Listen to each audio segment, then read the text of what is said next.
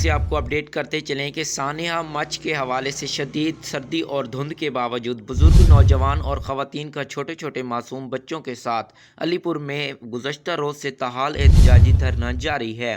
سانحہ مچھ اور ہزارہ کمیونٹی سے اظہار یکجہتی کے لیے علی پور کے کالج چوک پر مجلس وحدت المسلمین کے زیر اہتمام گزشتہ روز سے احتجاجی دھرنا جاری ہے۔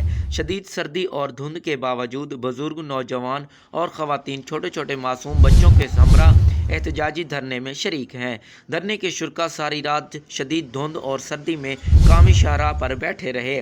دھرنے کے شرکاء نے علی پور کو کراچی اور راولپنڈی سے ملانے والی مین شاہراہ کو بلاک کر رکھا ہے۔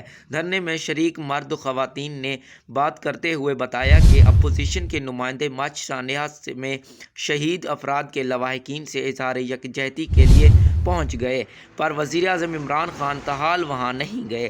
ان کا مزید کہنا تھا کہ جب تک وزیر اعظم مچھ سانحہ کے شہداء سے جا کر اظہار یکجہتی نہیں کرتے اور ان کے مطالبات تسلیم نہیں کرتے، اس وقت تک یہ دھرنا جاری رہے گا۔